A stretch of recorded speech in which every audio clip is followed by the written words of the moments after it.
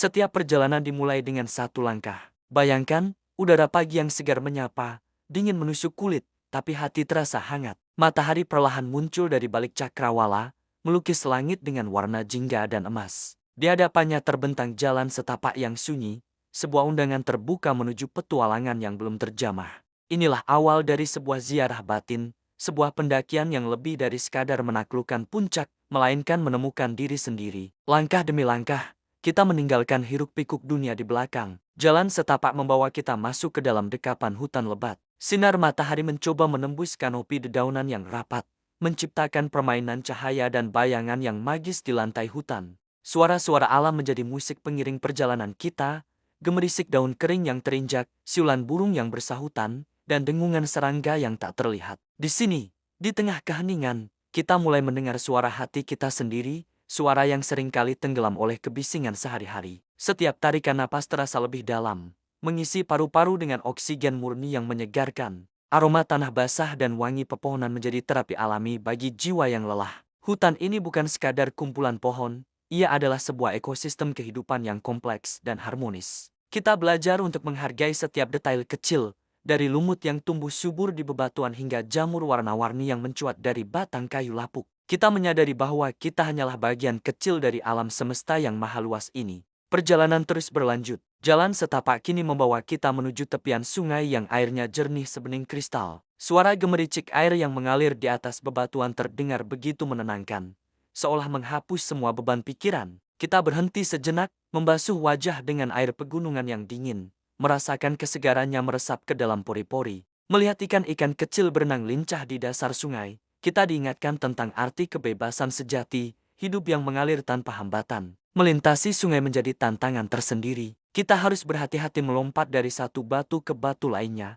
menjaga keseimbangan agar tidak tergelincir. Setiap langkah yang berhasil terasa seperti sebuah kemenangan kecil. Ini adalah metafora dari kehidupan itu sendiri, di mana kita harus terus bergerak maju, mengatasi rintangan satu persatu dengan kesabaran dan ketekunan. Setelah berhasil menyeberang, kita menoleh ke belakang dengan rasa bangga, menyadari bahwa kita lebih kuat dari yang kita kira. Medan pendakian mulai berubah.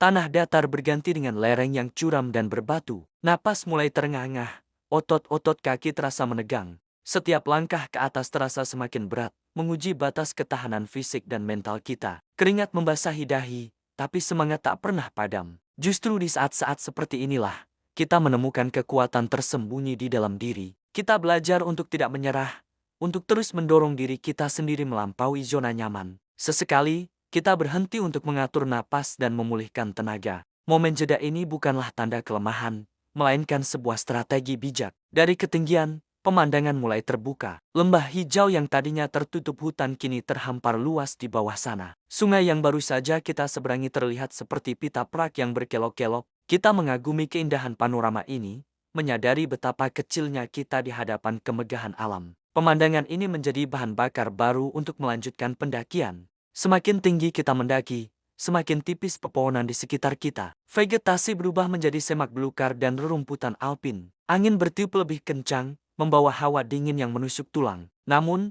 pemandangan yang tersaji semakin spektakuler.